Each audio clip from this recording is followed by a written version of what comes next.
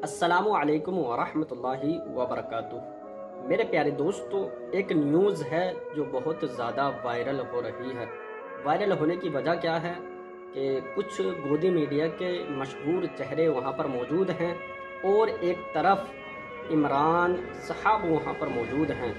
तो जो गोदी मीडिया के मशहूर चेहरे हैं उन्होंने कुछ सवालात किए हैं जो सही तरीके से इमरान साहब ने उनके जवाबात दिए हैं।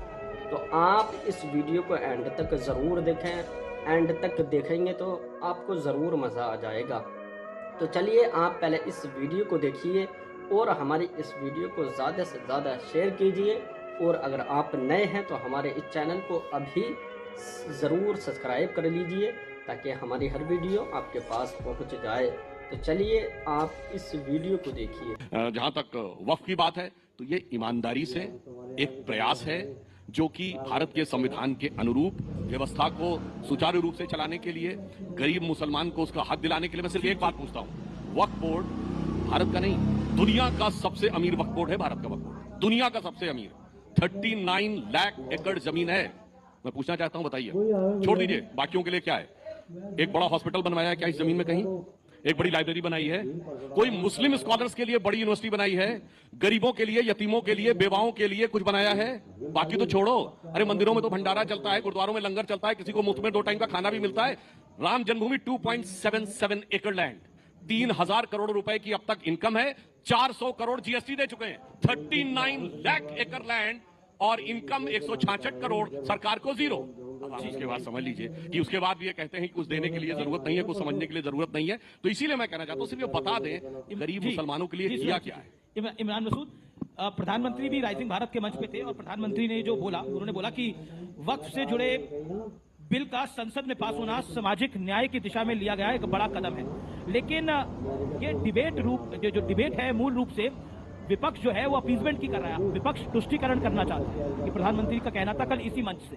देखिए, अभी आपने 2-3 मुद्दों पर बात की। मैं केवल, क्योंकि बहुत ज्यादा उस पर नहीं जाना चाहता, इतना जरूर कहूंगा कि राहुल जी ने जब उत्पादन आधारित अर्थव्यवस्था की बात की थी तो उस उत्पादन आधारित अर्थव्यवस्था की बात इसलिए राहुल गांधी कर रहे थे कि जो अमेरिका का टैरिफ बढ़ाने की टैरिफ वाला हो रहा है और उससे हम परेशान हो रहे हैं, उससे हमें परेशान होने की जरूरत नहीं। भारत अपने आप में इतना बड़ा देश है कि हमें दूसरे के ऊपर निर्भरता कम से कम होनी चाहिए जी। और मुझे नहीं पता, ये जो टैक्स आपने बताया कि मेडिकल की जो दवाइयों के ऊपर कुछ छूट मिलने का था, मैं चूंकि मैंने जानकारी बढ़ा नहीं, मुझे कहीं दिखाई नहीं दिया। हो सकता है आप सच हो, लेकिन आपको तो बोलने में महारत है, इसलिए मैं 100% कुछ नहीं कह सकता कि उसमें क्या है क्या नहीं। कोई भी चेक कर सकता है जाके, नेट पे जाके। 5 जून तक है, फिर उसके बाद भी लागू किया जाएगा। सो डोंट भ्रमित मत करिए। एक्सेप्ट कर लिया कि अभी है तो 5 जून के, देखिए 5 जून में कौन सा वक्त है?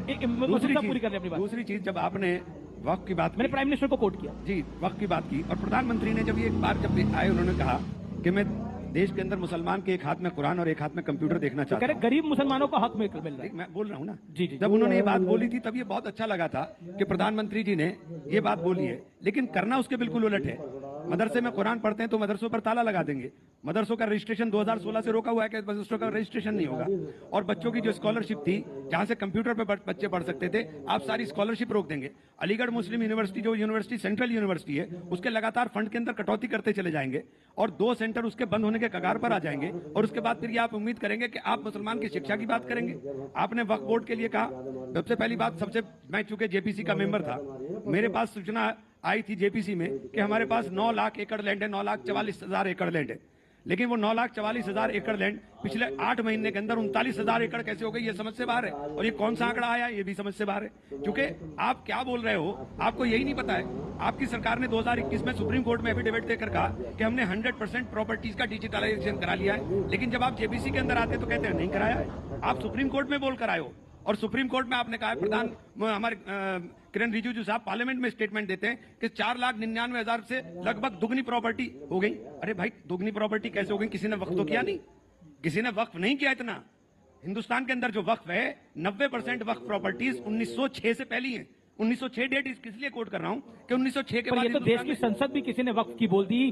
प्रयागराज में जहां महाकुंभ हो रहा था उसको भी वक्फ का बोल दिया। मुझे आप बोलने का मौका दीजिए। जी 20 सेकंड। जब पार्लियामेंट में आप बोलते हो, पार्लियामेंट में आप बोलते हो कि पार्लियामेंट भी वक्फ ना, मैं नहीं बोलता क्लेम किया। हाँ, क्लेम किया। एक मिनट, बदरुद्दीन अजमल ने क्लेम। एक मिनट। बदरुद्दीन अजमल कोई मुसलमान इस्लामिक वो थोड़ी हो गए कि बदरुद्दीन अजमल किस हैसियत से वो क्लेम कर देंगे? बदरुद्दीन अजमल ने अगर प्रॉपर्टी वक्फ की है तो बदरुद्दीन अजमल क्लेम कर सकते हैं। बदरुद्दीन अजमल की हैसियत नहीं है कि बदरुद्दीन अजमल क्लेम कर देंगे।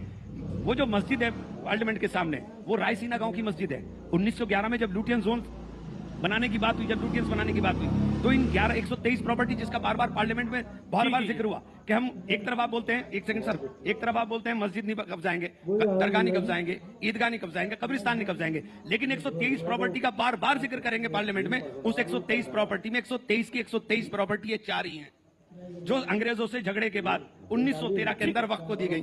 ठीक है, ये वही प्रियंका भी बोलने, फिर उसके बाद सुधांशु जी आप एक साथ आंसर दीजिएगा। असल में आपने इतना वाइड क्वेश्चन था, उसे बहुत शॉर्ट में हो नहीं रहा मुझसे। पूरा अगर कर लेने बाकी टाइम मैं आपको, बाकी टाइम आप मुझसे ले लीजिएगा, लेकिन इसे पूरा हो हाँ, बिल्कुल। तो ये जो जब प्रधानमंत्री जी ने कहा कि हमने एक गरीब मुसलमानों के लिए, पसमंदा मुसलमानों के लिए, आप इसमें मुझे ये मेरे पास कानून रखा हुआ है, इसमें एक जगह बता दिए पसमंदा मुसलमानों के लिए कुछ करने का किया हो। महिलाओं को दो महिलाओं को इन्होंने मेंबर बनाने की बात करी। 2 महिलाएं पहले भी मेंबर बनती थी, पहले भी वक्फ बोर्ड डिमांड की। एक बात से पूरी तरह से सहमत हूं कि वक्फ बोर्ड की इतनी भारी प्रॉपर्टी होने के बावजूद हम भिखारी क्यों हैं?